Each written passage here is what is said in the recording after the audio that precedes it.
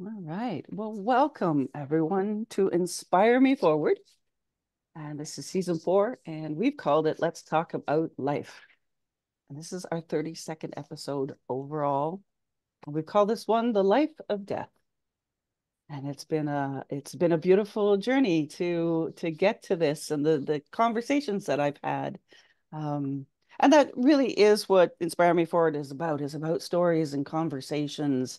And I always call it's like a virtual sacred circle, and that we hold each other in this circle and we have these conversations and we tell these stories and our own stories so that really people know they're not alone.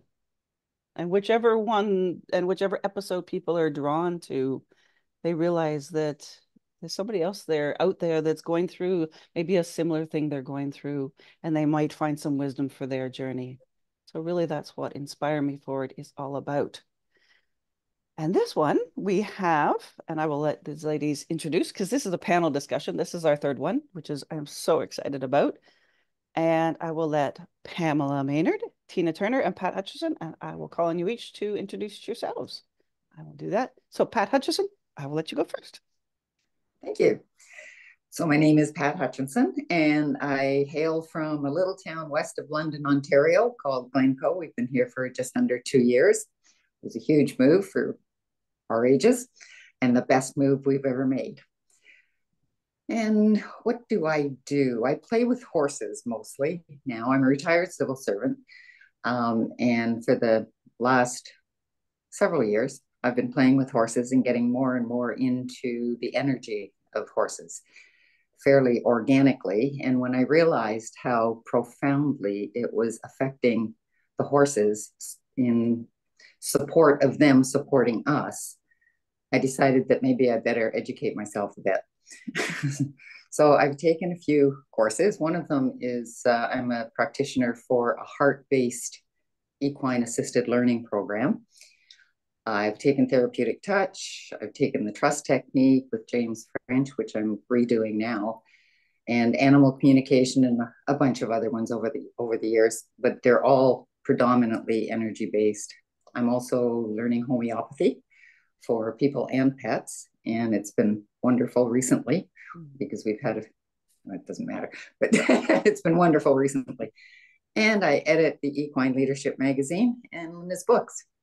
And that's it for me. Awesome. Thank you, Pat. Thank you, Pat. You're welcome. And last time I was down to visit Pat, she handed me some homeopathy stuff, and I was like, "Oh, what is this?" So, but thank you for doing that. And let's go to Tina Turner. Oh, thank you, Linda. It's so good to be in this circle with you and Pat and Pam, and welcome to the listener.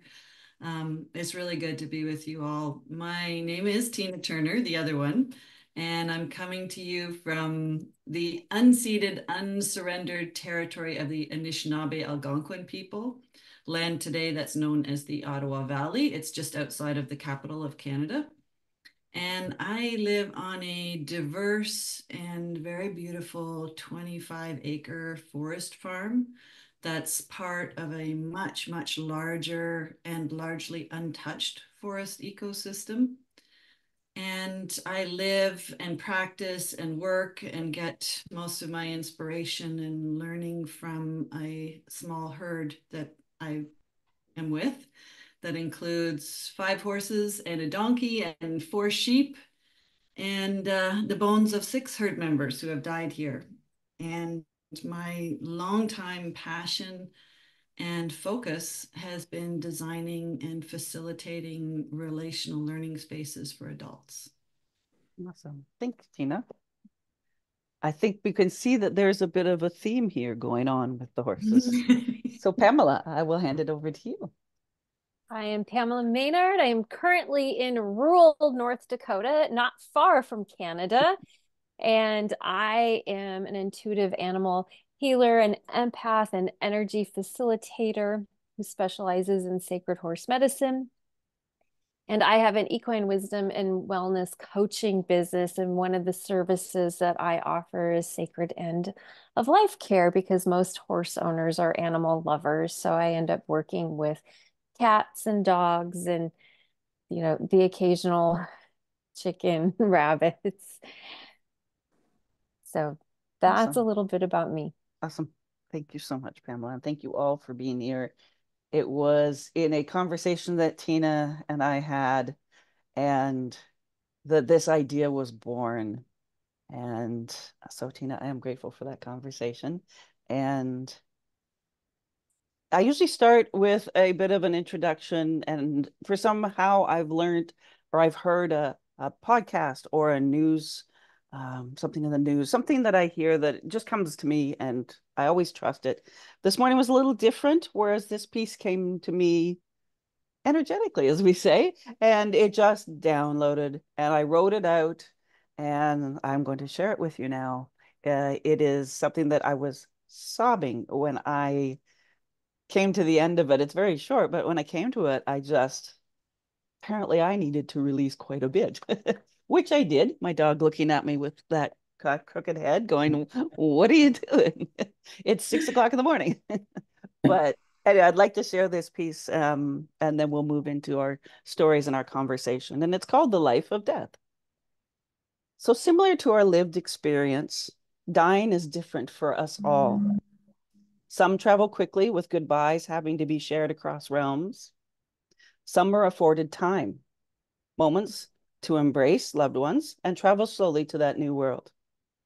The idea of leaving this world holds as many different levels of emotion in it as humans that face it. The continuum of emotions from fear to love is vast and well-traveled. With all that variance, there is one constant: the living. Whether the moment one crosses over is spent alone or with loved ones around, there is always an element of living involved in dying.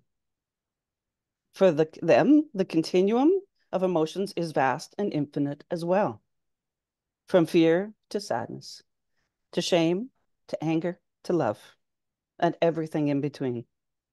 And each emotion has a possibility of standing in the space of the loss of a loved one.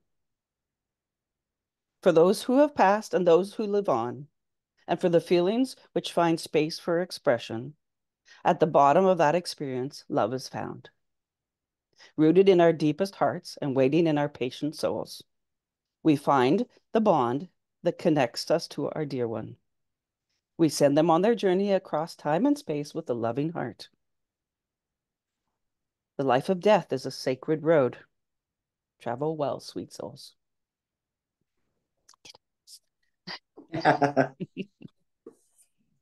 And that came to me this morning, so I thought that was a good way to start. So what I'd love to do is start with each other's stories of losing a loved one. I think that's a good place to start, and then we will move into sort of our organic discussion around that. So, Pamela, why don't you share with us to start? Well, mine's kind of about three, but they're all interconnected, and I'll keep it timely. When I was 10, in this house that I'm actually living in now, which is my grandparents' house, and my dad grew up here on the family farm. And when I was 10, I was over here at my grandparents' house playing with a cousin, and my great grandma had been visiting. And she went in to use the bathroom and she never came out. And I was sent home in the dark and saw the ambulance lights coming down the dark dirt road, and nobody ever explained to me what was going on. And then, I don't know how many days or a week later, I was, forced to go to the funeral and walk in the church and find this open casket, right? And all I remember was, great grandma laying on the floor of the bath, or, and again, nobody prepared me. I freaked out. I ran out into the parking lot and sat in the car. And again, nobody explained to me or talked to me what was going on. So, fast forward 30 some years later and having more life experience and being an adult, and no coincidence that the universe has consistently brought me situations to help support people and their animals in transitions. And the experience of growing up on the farm and seeing the circle of life. And I ended up coming back to the family farm to help with my dad's transition, and didn't know it was going to take 7 years.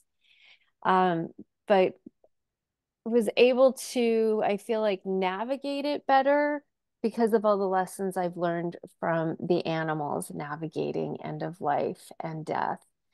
And the day of my father's funeral, I had to put my soulmate mare down. And so it's all kind of connected, right? That circle of life. And I survived. I'm here to tell about it. And I feel like there's great wisdom in this and grateful, about the circle of life. The wisdom is in the circle of life. And I'm grateful that Linda has opened this space for us to talk about it because I feel like we don't talk about death very much. And that's what makes it uncomfortable and scary. And so I'm here for us to just have this conversation. Like, I have lots of stories around it, but I feel like those were the three pertinent ones that have prepared me and catapulted me into be able to have this conversation, not with you ladies in this sacred circle, but with my clients and with other people. And putting the intention out that we can help somebody else in their transition just from listening to this. Mm-hmm. Thank you, Pamela. That's it's so interesting you say that as a child and what we don't talk about. And that's I think that I imagine we will touch on that, but so important. Mm-hmm. Thank you for sharing that. Pat, how about we step back I to Canada? think, yeah, I will tell you about my first impactful experience. I was probably in my early, no, mid 20s, and my grandmother was dying. And I knew she was dying, and I was close to her, and that was okay due to the religion that I was raised in.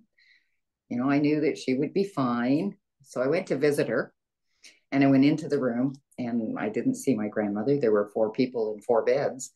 So I went out to the nursing station and asked where they had put my grandmother. And they said, well, she's the first bed by the door on the right. So I went back in, and I saw this woman lying in the bed, and I thought, no, it terrified me. It terrified me. And I turned around and I walked out. That is not my grandmother. And I didn't want to think about what was happening. I didn't want to see it. I didn't want anything to do with it. So the wall came down. 11 months later, I woke up out of a dream with somebody calling my name, Patty, very loud and clear. And only my family called me Patty. I thought, oh, and I woke up and shook my husband and said, did you just call me? Needless to say, he wasn't happy. He didn't. And I thought, that's weird. And I laid back down again. A couple of days later, this was around Christmas time, and a couple of days later, we were having a family get together at an aunt and uncle's. And we went, and one of my aunts came in, and she had been visiting her father, my grandfather. And she was telling us how he was, and saying he doesn't have long to live, and blah blah. And then she came over to me and she said, Pat, I think Dad wants to see you. I said, no, he doesn't. And she said, well, I couldn't hear him, and I leaned down, and all he could get out was Pat. And a chill went through me. I thought, no, no, no, no, no, no. So my husband dragged me out of the house. We went for a walk, and he said, I really think that you should go. My other two aunts and uncle were going. I really think you should go, or you're going to regret this. So I thought, oh, put on your big girl pants and go. So I did. And we got to the hospital, and my aunts and uncle took their turns going in and saying the goodbyes. And then it was my turn. Everything in me wanted to turn around and run out of that hospital. But I slowly walked to the door, and I looked in, and I thought, oh, that's just Papa lying in bed. So I thought, okay. So I went over. It was very obvious that he wasn't long for this world, but I put my hand under the covers because his hands were there, and I held his hand. And I was just telling him how much I loved him and whatnot. And then a jolt went through my body, and my head whipped down to look at the bottom of the bed. I would have sworn my grandmother was standing there. And I said to my grandfather, Papa, is Nana here? If there's any way you can let me know, a little squeeze of the hand, something. And very, very faintly, I felt a squeeze. And of course, I went, I think I felt it. Ever the skeptic. I said, I'm really sorry. I think I felt that. If that was you telling me that Nana's here, can you try again, just a little bit stronger? And he did. At that point, my whole paradigm around death totally evaporated. It went away. I felt such amazing gratitude and love for both of them. I had to go home and really rethink what I thought of the afterlife. Anyway, so I bent down and I kissed my grandfather on the forehead. I thanked him profusely, told him I loved him, and told him to have a safe journey to wherever he was going. That was one of the most profound experiences I've ever had. And from that point on, I have absolutely no doubts that they have led me and guided me to other situations similar to that. And there's no fear, none. Thank you That's it. for sharing that. And you say no fear. That I was thinking like from fear to love. Yes, absolutely. Like that journey from fear to love. So thank you for sharing that. And Tina. Thank you. I think one thing I will say is to just preface this story that if it seems really unbelievable to the listener, it's unbelievable to me too. Like everything about it is not normal for my life. I first met, this is a story about a very tall chestnut horse named Freya. And I first met Freya when I was planning to move to the farm, but I wasn't here yet. And I was searching for a few herd mates that may want to join our project. And that's kind of how I thought of what we were going to be doing here. And Freya was standing in a huge field with about 60 horses. There was sort of this instant recognition between us, and at least I felt it. Some weeks later, when the horses trailered here to the farm, it was late at night when they arrived, and within about 30 minutes of unloading, Freya began having seizures. And while they're very common for, say, dogs or certain animals, many equine vets I've learned will go their entire career without even seeing a seizure in a horse. So they're rare. And I have a daughter with a seizure condition that includes a whole variety of types of seizures. So I was pretty quickly able to figure out what I was encountering. The vet who came stayed almost the entire night, and she wasn't sure if Freya would make it, but she did. And while her body was troubled, her soul and her love for life were so strong. She grew into an incredible kind of grandmother matriarch in the herd for 5 years, and just an amazing teacher for many beings, including a couple of young horses that later came here. And then one very hot July evening, late in July, after a particularly dry summer, she started showing signs of distress, and she had a very large seizure. And I called our vet out, and she diagnosed Freya with colic, in addition to the several more seizures she'd had while being examined. So the vet was obviously very, very concerned. And given that night was coming on, she really urged me to consider euthanasia right then and there.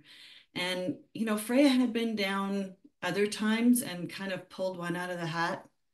So I decided I would go for a little walk and connect with her. And I just asked for a little bit of space because I wanted to kind of figure out what she wanted. And that was my promise to her, was that I would really do my best to listen to what she wanted. And what I heard from her was that she was most definitely starting her dying time. There was, it wasn't like the other times. However, she wanted to die at dawn.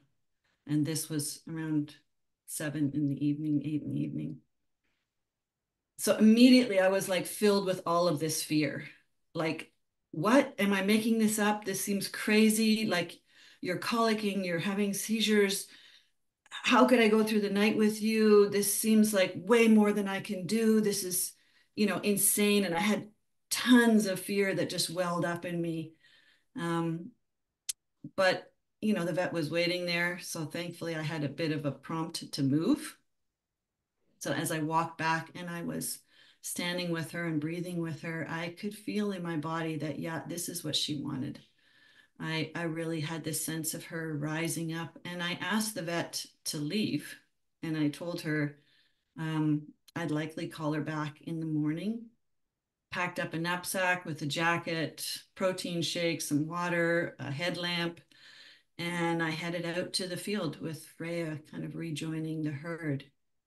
And you know what transpired that night will it will stay with me forever. It really changed me in so many ways that are hard to describe. Um, Her colic episode seemed to completely resolve on its own within about an hour.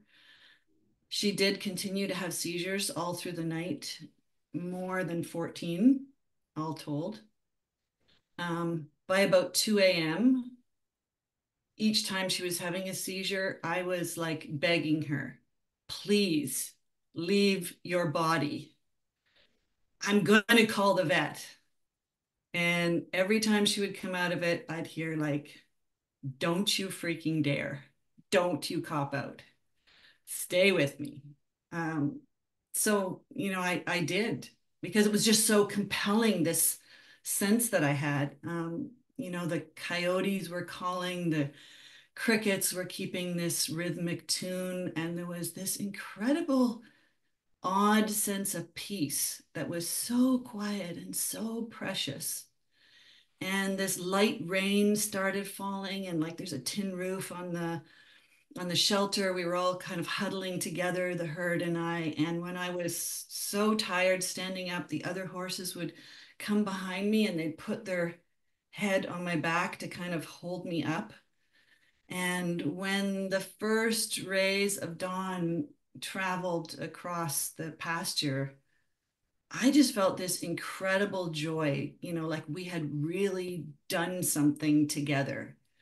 Um, and Freya had one last seizure, and I felt her tired body finally go, okay, I'm done. And she was ready to take her final leave. So I called the vet, and as we walked towards the front paddock together where we would meet her, this song suddenly started playing on my phone that had been in my pocket all night. And it was called Enter the Light by Pablo Arellano. And I remember saying to Freya, I turned to her and I said, oh, this is what you're doing. You're entering the light. And I felt from her going, oh no, this is for you. So that's the story. Thank you, Tina, so much. One thing you said, many things you said there, but one thing you said that really, really stuck and really jumped out is stay with me.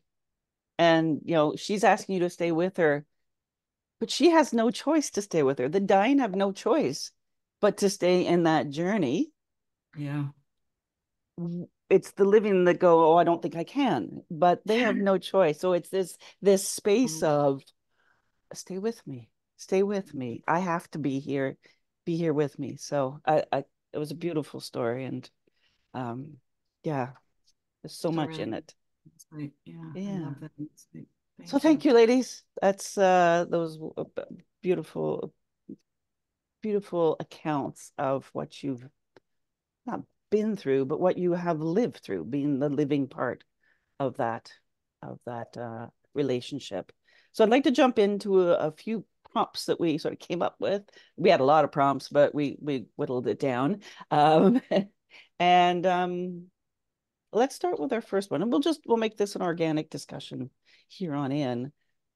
But we talk, and this that sort of leads into it. It's the life around those that are dying. It again, death comes in so many ways, shapes, and forms, and sometimes it comes quickly and we're not able to be there. Sometimes it is slow and seems drawn out.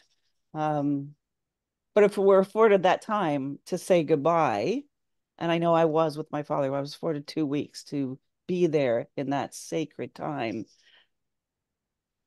What can we do in that time? What is something that we, the living, can do in that time? And if you've been through it, what is that time for you? How do you look after yourself in that time? How do you look after others?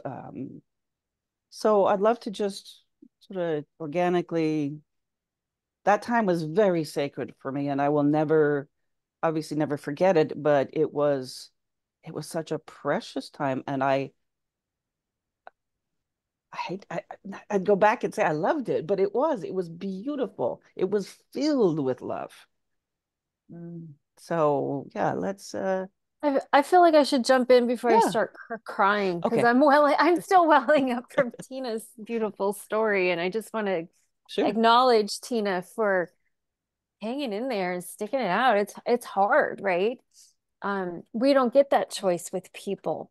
So many times we get that choice with animals, and I think one of the things I learned, you talked about death in many ways, shapes, and forms, right? So some are quick, some are chosen, some are not chosen, some are accidents, but what I learned from my dad, and I know what you're talking about, having that 2 weeks like you did, Linda. We had him in at-home hospice, probably a little less than 2 months. But for me, it wasn't about those last days. It was the 7 years. His cancer had come back, and it took him 7 years to leave the planet. And it was 7 years of doctor's appointments and driving to Rochester, Minnesota to Mayo Clinic, and radiation and chemo. And what I remember the most is he just kept living.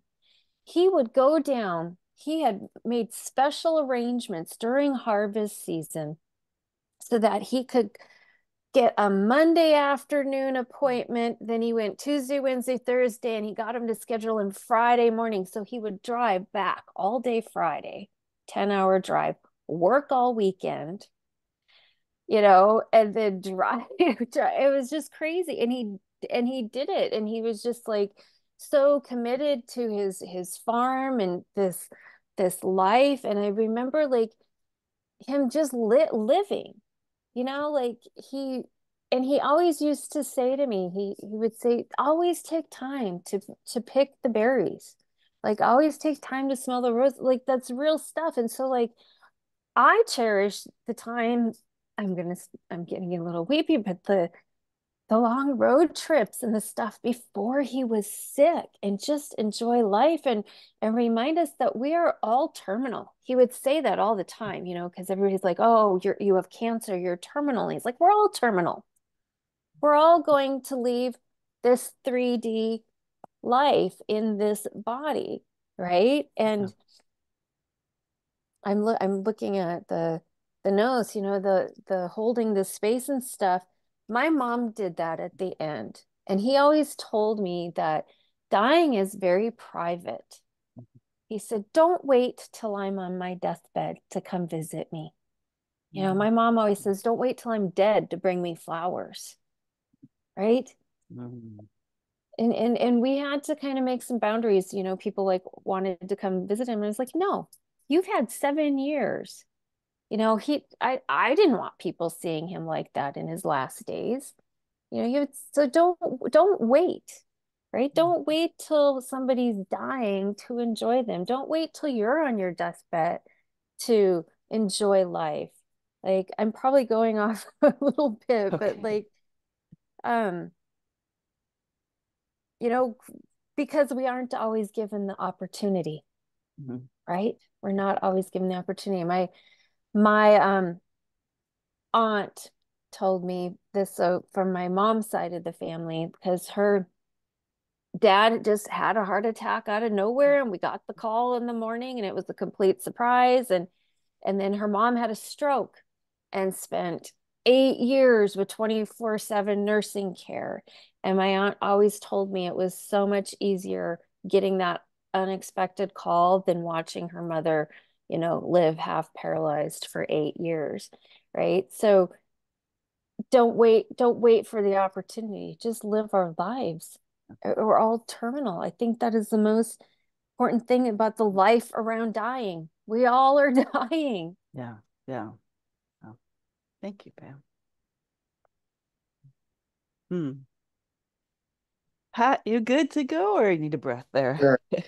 Sure. That's amazing. I have been fortunate in it. I do consider it fortunate and very blessed to have been at the bedside of several people, family, and a couple of friends who were in their final days. And the time before that was beautiful. It's like Pam, I really agree with Pam. Live, live. It is a gift. But during the final days, that is such a sacred time to me. I mean, I am totally honored. It's a time to be real and raw and express it. The relationship deepens to something that it wasn't before. I have found that it's really important to allow the person who is going through this experience to verbalize whatever they want. And some of it is understandable. Some of it, you haven't got a clue what they're talking about, but that's okay. They need to verbalize it. So it's holding that space for them, not judging, not asking questions about it, because that's not what they want. They just, and I haven't had anybody who has actually been going through that process who has been in a bad spot. I know with my mom, after my dad died, my mom was in a bad spot for 7 years. And that 7 years was, it was difficult, very difficult. But the last 24 hours, I have never seen my mother more peaceful, more beautiful. And she was 93. And she was just, it was amazing. My heart sang when I saw her. And I thought, she's finally reached that place where she can go peacefully. And she did. It was amazing. And up until that, she had a lot of stuff that she needed to do amends with people, but she couldn't because of her ego. So she would do it with me. I should tell so and so. I shouldn't have done this. Like, and it's just holding space for her. It's a beautiful time for us to express our love and our appreciation for what they have been to us. I had that time with my dad, and it was wonderful. It's an excellent time to let perceived wrongs on both sides go. It's so not important. I've also had the immense joy of being with two, at different times, people, friends. One was actually a relative, but we were good friends, who had a terminal diagnosis. And with one of them, we had a year beforehand. And it was the best year of our relationship ever. And we were close before this. And it was a horrific thing that she was going through. But I have never seen such incredible courage and profound love for her family in her journey through it. And again, when she passed, I was there, and it was so peaceful. It was wonderful. And my other friend, she just needed, she had family in the room, and she just needed to wait until they were all asleep. And I came in about 5 minutes. I was there 5 minutes, and I just started to meditate. And in my head, I'm smiling because I'm thinking, yes, now. And whoosh, she went. It was beautiful. The communication that happens, even when the ability to verbalize is not present. That's what the lesson I learned from my grandparents. I never consciously knew that there was any way to communicate with a being who wasn't consciously alive and talking. But wow, did I learn a lot. Anyway, so for me, it's just such a gift to have been able to just be with them as we've never been before. And as I said, it's such a raw and authentic time. And I'm just so, so grateful. Thank you, Pat. So much you've brought up there. I'm making notes like crazy here. But it's that support. And like you said, the with one person, it was like being able to let them share what they needed to let go. I heard the other day, it was just a little short reel I was listening to, and it was from a movie, but they were talking about marriage, and they were talking that marriage is an opportunity to be witnessed. And I thought, but as you're talking there, I'm like, death is too. Yes. So, yes, Tina. very much so. Yeah, Tina, I will. Well, I really resonate with what both Pam and Pat said. I mean, the idea of terminal, or I would say it more like, to learn endings. We're in a culture that hates endings, and does not want things to be enough, and so I think that time, that dying time, we have so many opportunities in our life, even if we don't have, beloved humans in our lives. There's so many opportunities to learn endings, and that's kind of what that dying time affords, is how do we learn, how an ending happens and what's involved in an ending. And that's, I think, what makes a dying time different than, say, being really sick, because that's not necessarily an ending. And, it really strikes me that leaving is hard work. If you have people around you that love you and you've loved life, I've just seen a number of people who it's very hard work for. And sometimes as humans, it seems to me from the people I've been with dying, that we spend a lot of time not dying, trying to be brave or whatever we're doing, we're not wanting to face the dying. And that's one thing I've found very different with animals, and particularly with the horses. When it's their dying time, like they know where it is, and they're in that dying time, and they're not trying to do anything other than die. And there's a certain kind of sort of paradox to the experience for me. On the one hand, for me anyway, it's not a time for my grief to come in, because they're still here. And so I'm kind of conscious of, just what both Pam and Pat and yourself have talked about, this kind of holding space, for things to unfold. But at the same time, it's like I'm wanting to pay attention and receive, because there's so much to be received in that moment. There's so much of a gift that dying person is giving, And not long ago, my neighbor died, and he was in his early 50s. And I was with him in the hospital on his last day, and his two young adult children were there in the room, and he was really in a bad way. I mean, every breath was hard. He was not conscious. He couldn't speak. His body was racked. And I sat back watching, and I thought, that he's instructing his kids right now on how to leave. how do you leave? And it was such a beautiful instruction as much as it was sorrowful and painful. And I think that particular time, if you have that dying time, it affords you those types of things. Thank you, Tina. I want to segue here with a question that you've brought up, and but isn't on our prompt.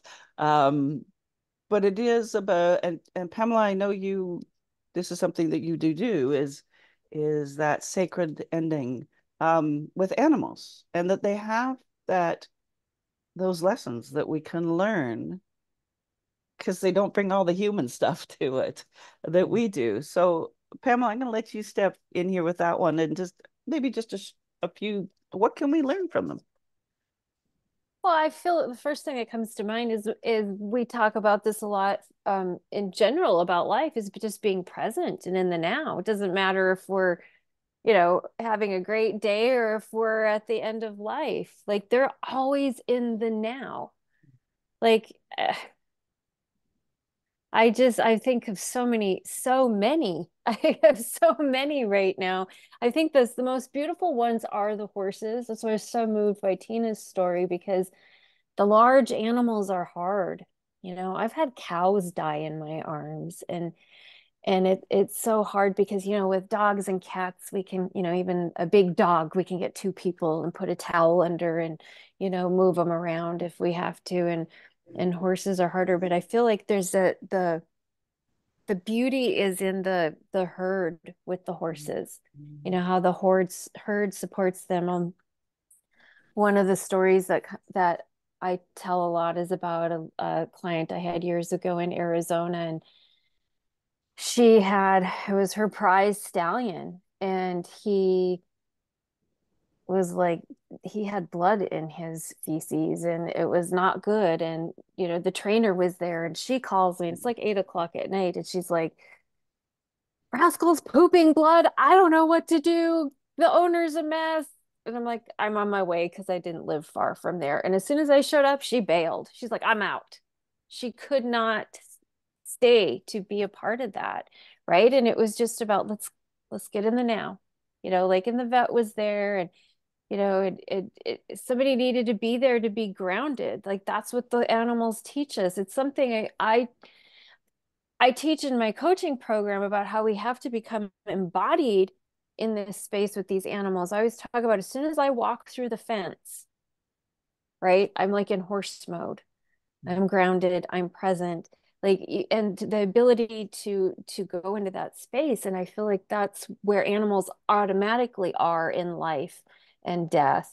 And we humans can learn that from them, to embody that, because it's the best thing for everything. When you enter these situations, whether it be an emergency or a diagnosis or whatever, if we can embody that space that those animals live in, of being grounded, connected to Mama Gaia, in the present, in the now, they are not worried about dying.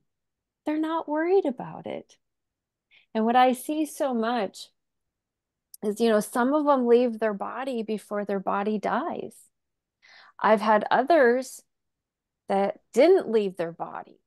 And and people don't always give them or humans a space for that. It's like, when my dad died, you call the hospice nurse, she comes and declares it, and the funeral guy comes and picks him up and takes him away and does whatever. And it's like, can we have a minute here?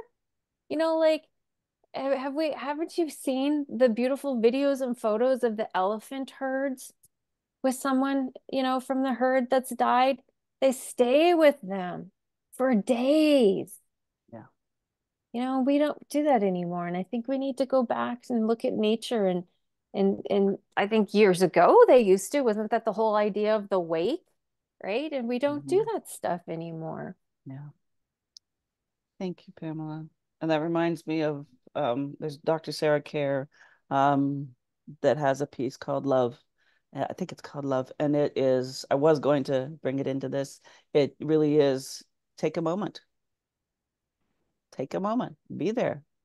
Make a cup of tea. Like, be in that space. Don't rush. So, like the herd teaches us that. Tina, do you want to add anything to what the you have so much too? Who am I asking here? All Well, of you have I so really much here. love what, yeah, and I think just what Pamela said. I mean, it's not easy to be present. And one of the things that's happened for me was I mentioned at the beginning that my daughter has a seizure condition, and she also loves horses. And we've had a horse named Echo who still lives with us. Um, and Echo came into our lives the year Leah was diagnosed when she was 9, and she's 29. No, more than that now. Anyway, um, Echo, for the longest time, Leah didn't have any seizures with Echo when she was riding her or when she was at the farm. And then when she became a young teenager, she had her first seizure while she was riding Echo on her. And I feel like that's when my instruction around being present during these big events really started, because Echo would just go into this mode of being like absolutely present with her. And sometimes Leah was on her back with reins in her hands and a bit in the horse's mouth, and she's reefing and everything. But Echo, it didn't matter. She was just absolutely still, absolutely calm. And other horses around her who would normally not be calm while they were being ridden would become calm. And I think what it really taught me is, we don't learn how to be present with big things like somebody's dying when it's somebody super close to us and it's a big event. We learn it throughout our lives.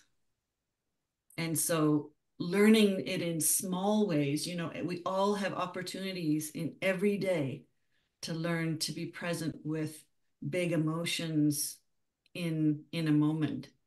And learning it over time, I think, gives you the ability. Then it's like a muscle that you've developed. And then, hopefully you've had something that has helped you to develop that muscle. um, it's not going to come naturally from the teachings from our culture, that's for sure. But hopefully by some grace you've had that, because I think for people who have it for the first time, like I'm just so sorrowful hearing that story, Pam, about when you were a child. And I just have to think, well, probably the adults around didn't have that muscle, so they didn't know how to help you. They didn't know how to be with you as a child in that situation. And now through some grace, you've learned it, and you can teach others. You can be that force with them, to help them regulate and learn it. And that's a real blessing to be able to do that for others. Mm-hmm. Tina, you shared something with me, and I'm hoping, because it actually um it really helped me. Is you spoke about when your daughter had seizures and what she said to you, what she went through. Yeah, well, the first time so there's many different types of seizures. And the first time she had what most people would probably know of as a grand mal, like a very large seizure. Um, I crawled into bed with her because I was worried, after it was done, like what was going to happen. And a few hours later, she woke me up and she said, I just want you to know that when I'm in a seizure like that, I'm in complete bliss. So don't worry about me. And then she went back to sleep. And like she was like 9 years old. And I'm like, what? Like, Oh, what? yeah, that was powerful. Yeah, And yeah. so it's just, and I felt that from Freya too that night and through all her Mm-hmm. stuff. We project things on to people, but that's also where that power of presence that you're talking about, Pam, is so important, Mm-hmm. because otherwise we're just projecting our stuff on it. Yeah. Yeah. Pat, thank you, Tina. Thank you. Pat. Tina. Oh, wow. Well, I resonated somewhat with the bliss, Mm. only because I had a seizure years ago and it was due to an overdose of drugs, prescription drugs for migraines. And the same thing. I mean, my sister was with me, and she was as calm as you could be. Actually, I was very surprised. But where I was blissful. I would have been quite content never to return. It was, I don't know where it was, but I could go there again and be quite happy with it. So I totally get the projection, and we project our stuff, and also the taking a moment that Pam was talking about. I think all except one of the deaths that I've been at, I was able to orchestrate by not waking people up to tell them, or it was just me and the person. And I was able to take a minute and just sit. And I did it for a couple of reasons. One reason was just because there was just such a feeling in the room, of holiness, like that. I don't have another word to describe it. So there was that, and there was only one death that I was at, and it was fairly traumatic, where there wasn't time. I wasn't the only one there. It was in an ICU, and this young woman went, and it was basically, if you're going to go, go now, because her mom was having, I can only imagine, major difficulties. And she did. She went, and we caught her mother as she was falling to the floor. That was difficult, in that you could feel her pain.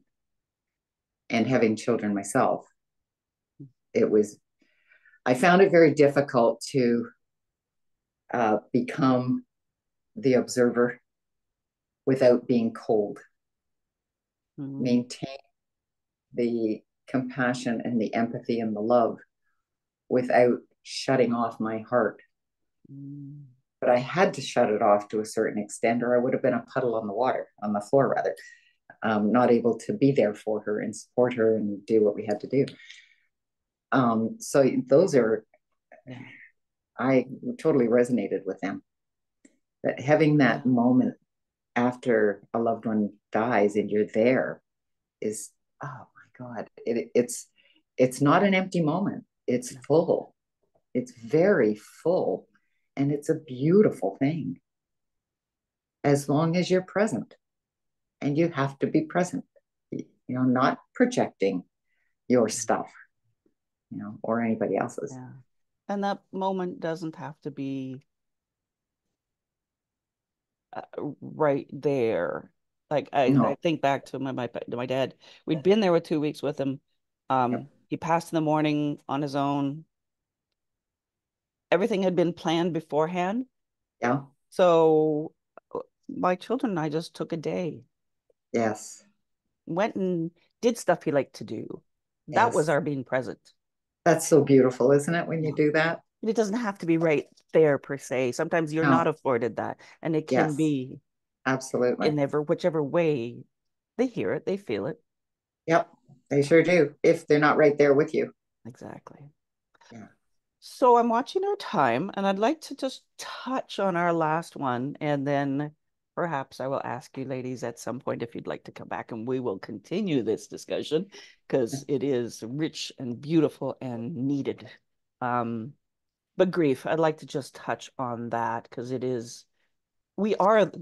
sounds like a movie or a song. We are the living. We do have this stuff. We can, we would love to be like animals and be present, and we do our best to try to that and do that every time. But we are human, and we do have emotions, and we do have thoughts, and we do have things we hold. So we do have grief. So can we just touch on just maybe your high level thoughts on that or something, and maybe another time we'll go a lot deeper. Pat, you're still with us on the screen there, so why don't you? And I see your mouth starting to work. So yeah, because I think given my own belief system, Uh, I have been asked, well, how would you feel if so and so died? Just because of what I believe does not mean that I am not going to mourn them, that I'm not going to grieve. And to me, that's grief is kind of the flip side, not the flip side, but it has to do with loving that person. If we didn't love them, we wouldn't be grieving. I think that for me, the important thing is not to project my grief before they have actually transitioned and gone on. Not, oh, you can't go, I'm so sorry, blah, blah, blah. Mm-hmm. That's not for them. That is for me later. Yeah. And I think all too often we hold people back from having the death that they want because of our emotion. Mm-hmm. Because when there's heavy emotion surrounding somebody that's trying to leave here, it sucks them back. It sucks them back in and they can't get out. So for me, I have to be very aware. Don't do that. No matter how much I love the person, no matter how close they are to me, no matter how much I don't want them to go. And grief is just respectful grief. Mm-hmm. And it's my grief. And it's wonderful when there's a support system for us as well. Not somebody to say, get over there, or get over it, or, you shouldn't be, or whatever, judging. Forget the judge. Just hold space. Just know that we all grieve differently. Yeah. And don't judge me for the form that my grief takes. Mm. Yes, I love that. What's the saying, grief is just love you didn't get to express. Nice, yes. And there are as many definitions of grief as they are humans. Like it's well written about. So Tina, can we ask for your thoughts? Yeah, one of the things that I've found in coming to be so close to this land, like I was raised in the suburbs and cities. I've moved around a lot, but when I came here, I've just been developing such a close relationship with this place. And it's sort of like this, animist worldview that's emerging. And as part of that, I've come to kind of think of sorrow and grief. First of all, I think of them differently, but I often think of sorrow as a being. And sometimes she shows up, and she's got this incredible regalia on and this long tapestried gown. And she'll show up and I'll be like, what are you doing here? Go away. I don't want you here. Like what's going on? And sometimes she's just like, I've resisted so much, she's just like had to knock me to my knees and I've just had to wail. Yeah. But this kind of idea of, sorrow and grief, like the Howling Coyotes, their song on the one hand is a little sweet, but it's also a little terrifying, especially if I'm laying in my bed hearing it and I know, the horses are out there and the miniature donkey and like what are they yipping over? What have they got? There's sort of a sense of that, and I have kind of a relationship with them like that. And I think just the other thing I would say is, a teacher of mine says that grief is your way of loving someone who is no longer here when you're still here.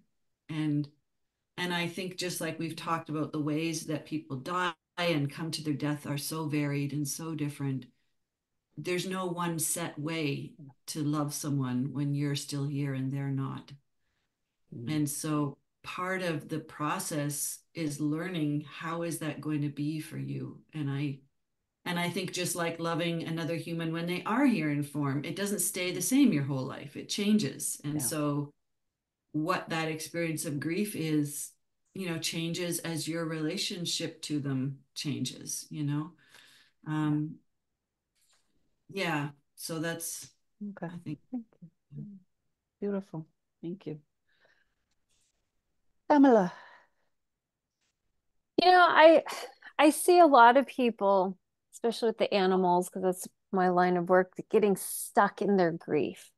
Like there's different stages and phases of grief, and our feelings are valid and it's normal, but I see so many people get stuck because again, the animal is past and transition. The animal's not here stuck grieving.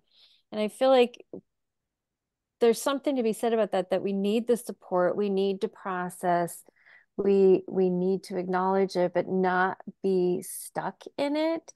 And it's something that, like I I don't know how to say this because I feel like there's that judgment piece that's like don't judge because I have been and then I'm afraid to say it because I'm like, oh, somebody's gonna judge me. But I didn't really cry when my dad died, right? Because I had 7 years and he was okay with dying. He had faith. He was good with it. Like, so we just had to go through that process and support him through the process and, trust that it was all in divine order. And I think that we get too caught up in the 3D. Sometimes I feel like the grief is in the 3D. And if we can expand ourselves a little bit and think about the 5D. Like, my dad came to his best friend's wife in a dream, and we got this message from her on Christmas. And, and it was like so spot on. I'm like, you can't make this up. Right. Like, and to know, like, my dad is an angel and he's been really busy traveling the world and helping this family whose father was an alcoholic. And there's these kids. And I'm like, that's so what my dad rather be doing right now. I'm like, how beautiful is that? And my brother's like, just like Highway to Heaven. And I'm like, just like Michael Landon in Highway to Heaven. Who didn't love Michael Landon in Highway to Heaven? I mean, like, like it is just like I find such great peace in knowing that. And I lost four of my cats here within almost a little over a year of each other, and just all old age. And the one was a house cat, and he died, and it was one of those things where he was waiting for me to leave the room to die. We hear that story all the time, right? The person or whatever waits till you leave the room. And I found, come back, found him, and we'd been doing 10 months of end of life care. And I'm so grateful, for those extra 10 months because the vet would have had me put him down much sooner. And he wasn't in pain or anything. He just, did the natural process of shutting down. And I picked him up and I cried and I snuggled him for 45 minutes. And, we had the two other house cats and one was his litter mate and we did our thing. And then I'm like, it's almost dark. I have to go outside and take care of the other five cats and the four horses. And like life goes on. Yeah. Right. And and left him in his bed all night and came out the next morning. And I thought his litter mate would have been with him, but no, it was my little sensitive guy was snuggled up with him. And I just let them go through their process and let nature take its course. And I really never did feel that he left his body.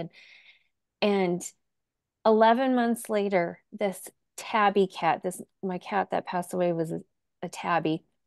A tabby showed up on my doorstep, literally friendly as can be. I never have tame cats show up. We're out in the country. It's like wild cats. It'll take me 2 years to tame them and get them fixed. This guy jumps on my lap. He's like, hi, my angels delivered me special for you. And he does things just like Cinnamon. He's twice the size of Cinnamon.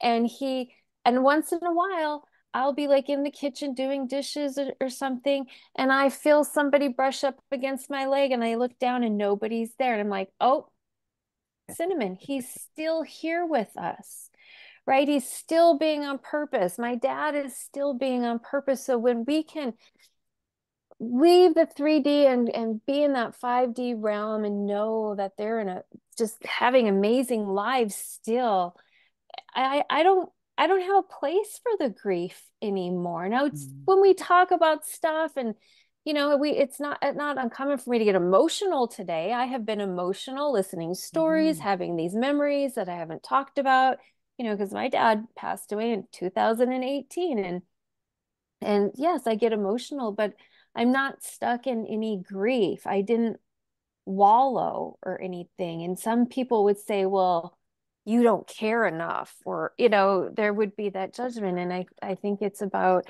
no, because I live with the animals in the present and just and trust it and not be stuck in it. Yeah. Important. Yeah, very important. Um, oh, this has been so rich, so rich. I'm cognizant of our time, and I'm going to ask you ladies one final question.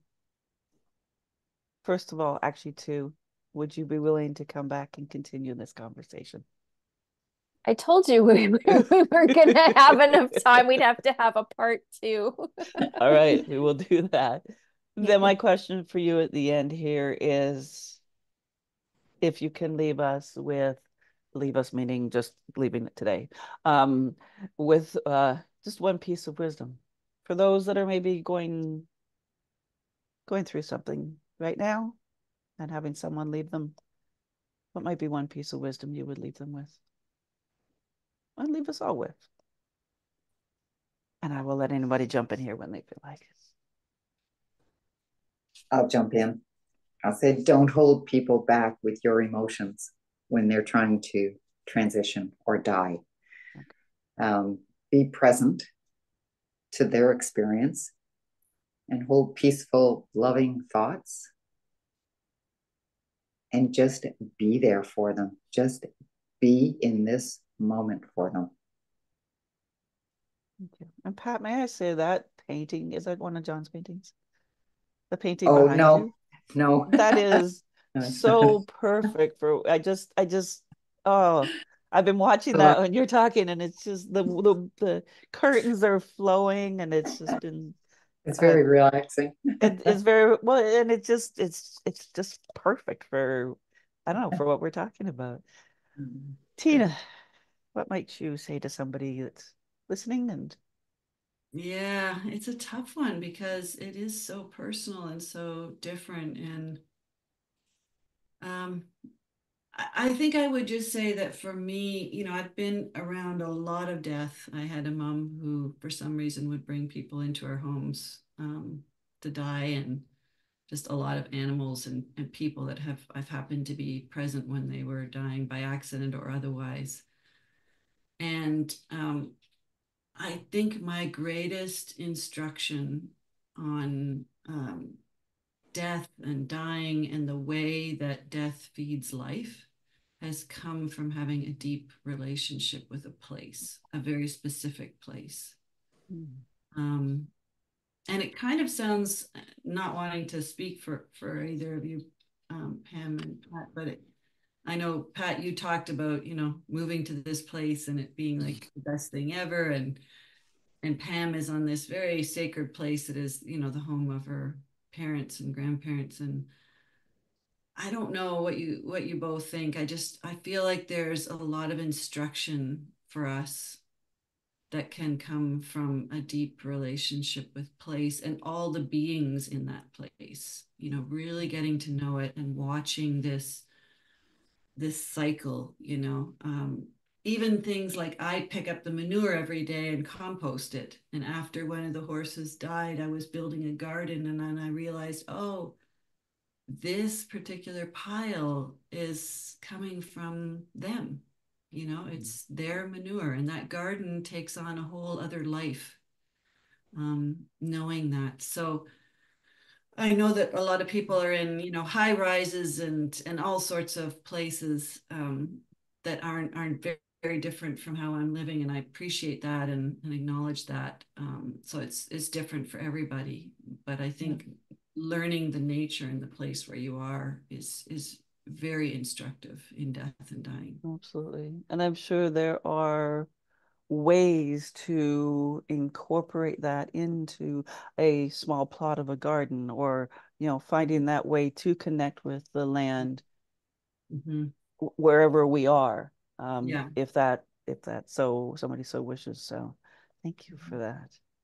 Pamela, our final word. Oh, I I have a couple things, but I'll keep it to one. And because I talk about this a lot, and we talked about it before, is I think something people don't always understand or want to believe is that dying isn't suffering. It's a natural process of life. And don't get me wrong, there are, those circumstances, let's say a horse breaks a leg or whatever, and right, we do the humane thing and stuff. But watching my dad the last couple of weeks, um, talking to his dead brother who died in his brother died in his early 20s, and he was talking to his brother, and for him to be able to connect with him again, because that was something that kind of haunted our family that nobody talked about, right? The uncle I never met because he died before I was born, and I think we need to talk about it. We need to talk about life and death and everything in between, and know that it's not suffering. It's just part of life. It's going to happen. What a perfect ending. Thank you, Pamela. Thank you all. I'm a little lost for words at the moment, but I would love to have you back, and I would love to continue this conversation. So thank you for being here, Pat, Tina, Pamela. Thank you. Thank you. Very worthwhile topic. Mm-hmm. Yeah, thank you. And thank you to those that are listening or watching. Thank you for being here. Thank you for being present for this time and practicing presence, which we have learned here that is of such vital importance. Mm-hmm. We will have another panel next week with 3 other beautiful humans and see where that goes, because I'm sure it'll probably go a different way, or there might be through lines and similarities. I'm excited to do that. And then we'll talk about coming back and continuing this, because it is such a vital and such an important discussion. And with that, thank you for being here and inspiring me forward. We appreciate you. And we will see you next week.